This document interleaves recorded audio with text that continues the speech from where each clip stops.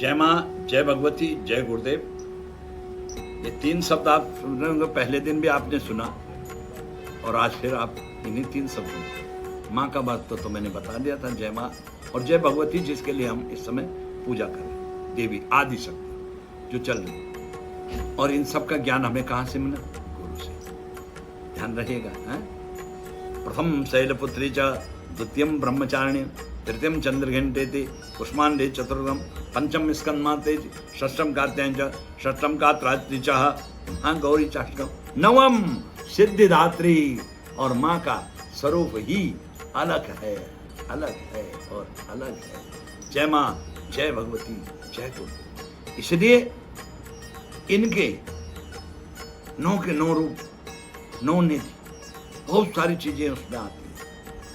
अपने किस किस रूप से, किस किस दैत्य को, किस किस काम के लिए उसने कौन कौन से रूप और कब कब लिए, ये अगली बार बताऊंगा। आज केवल इतना समझिए कि जो देवी का हम नित्य पाठ करते हैं और आपके घरों में भी होगी, दुर्गा सप्तशती। सप्तशती पाठ अगर नित्य न कर सके, और वस्तुतः इस समय ऐसा भागम समय ही नहीं। बताइए कितनी कुरीतियां हो रही हैं। समय नहीं है तो होटल से खाना मंगवा दे रहे हैं, तो माँ को भी भोगम वही लगा दोगे, बोल के है माँ गए नहीं, गलत बात। ये चीजें छोड़िए। तो हम इसको बता रहे हैं कि इस समय की जो परिवेश है, जो हमें जानना है, जो हमें करना है, शुद्धता का भाव रखना है। इस तरह से जो हम पाठ करते हैं दुर्गा सप्तशती में, सबसे पहले सप्त श्लोकी दुर्गा पाठ दिया, उनको पढ़िए। 7 श्लोक है वो। सप्त श्लोकी का मतलब ही यही हो गया। और जब विनियोग शब्द जहां पे आ रहा, महाकाली, महालक्ष्मी, महासरस्वती, त्रिगुणात्मिका स्वरूपणी, विनियोग में जल जमीन में गिराए। विनियोग माने आह्वान के लिए, उसके आसन के लिए दिया जाता। ये तो है हमारी देवी आह्वान के लिए विनियोग आदि आपने। अब उसका जैसे भी होता है, आपने पहले स्नान के लिए, चरण धोने के लिए, फिर स्नान के लिए इत्यादि के लिए, फिर पंचामृत के लिए। अरे पंचामृत की बात आई, देखिए बहुत अच्छे। आप लोग पंचामृत में जानते हैं क्या करते हो? मेवा भी मिला देते हो। अब थोड़ी चले एक छोटी सी बात बताऊं, समझिए। पंचामृत से स्नान होता है। आप लोग स्नान शैम्पू से करते हो, साबुन से करते हो, लेकिन देवों को दुग्ध स्नानम शुद्ध स्नान, दध्य स्नान शुद्ध स्नान, तरह तरह की स्नान है, विविधोपचार है। और जब स्नान करा लिया जाता है, वही स्नान, वही पंचामृत चरणों से बह करके आता है। और जब हम उसे लेते हैं, वो चरणोदक या चरणामृत कहलाता है। एक आध चीजें आपको पूजा की भी बता रहा हूं, आप कर रहे होंगे, कल मैं नहीं बता पाया, पर पहले सर्वप्रथम, जैसे कि आपके पास एक जलपात्र होता है और उस जलपात्र में आपके पास आचमनी, गिलास आदि कई चीज होती हैं। इस तरह से इस जलपात्र में हम लेते हैं, सर्वप्रथम एक पुष्प लेते हैं और पुष्प से हम इसको ऐसे इसको अभिमंत्रित करते हैं। ओम गंगे चयमुने च गोदावरी नर्मदे सिंधु कावेरी जलेस्मिन् सन्निधं कुरु। इसको लेने के बाद हम उस जल को ओम अपवित्र पवित्रो वा सर्वावस्थांगतो दिवा यह स्मरेत पुंडरीकाक्षम शबाभ्यंतर शुचि। इसका क्या अर्थ हुआ? यदि मैं किसी स्पर्श से या आने से अपवित्र अवस्था हूं, तो इस अभिमंत्रित जल से मैं शुद्ध हूं। शबाभ्यंतर शुचि मैंने बाहर से तो जल छिड़का दिया, अब भीतर जब जल छिड़केंगे तो क्या करते हैं हम लोग?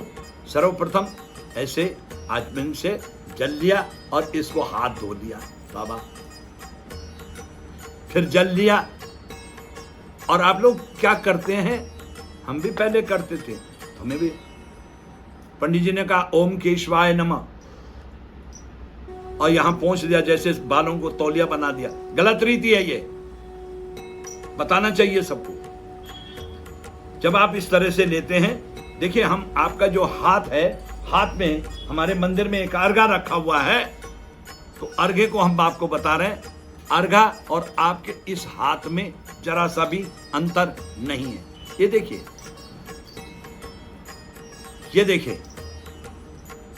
यह है देव तीर्थ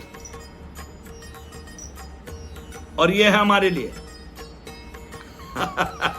ब्याह शादी में जाते होंगे, चम्मच सूप खाते हो गए से ना, तो चम्मच का निर्माण भी इसीलिए होगा। ये हमारे लिए है और ये देवी सही असली है, शुद्धि है। जल यूं दिया जाता है क्योंकि ये हाथ की हथेली में 5 तीर्थ, देव तीर्थ, पितृ तीर्थ, ब्रह्म तीर्थ, इसको ग्राह्य तीर्थ और सौम्य तीर्थ भी कहते हैं, और यह है प्रजापत्य ऋषि तीर्थ भी इसे कहते हैं। हर चीज इसी में आती है। तो इसलिए आचमन करने का सबसे अच्छा तरीका, ओम, यहां ओंठ लगाने चाहिए। कुछ लोग क्या करते हैं, बता रहा हूं मैं सही, जो इसलिए पंडित जी ने कहा आचमन नहीं करिए, गलत तरीका, गलत तरीका। ओंठ लगाइए, वो पानी अंदर जाएगा और ये हाथ अपने आप ही आपके इस स्थान पे जाएगा, और यह स्थान है मां की ज्योति, यानी कि गुरु आज्ञा चक्र है ये माथे पे। ऐसे हमारे शरीर में 6 चक्र होते हैं जी। है? तो आचमन करने के बाद हाथ धोने चाहिए, और हाथ कभी सामने नहीं, साइड में, क्योंकि आगे आप पूजन आदि करते हैं, है ना। इस तरह से आज की इतनी चीजें नहीं, फिर एक एक चीज बताऊंगा, क्या चीज वो कल के कार्यक्रम में बताते हैं।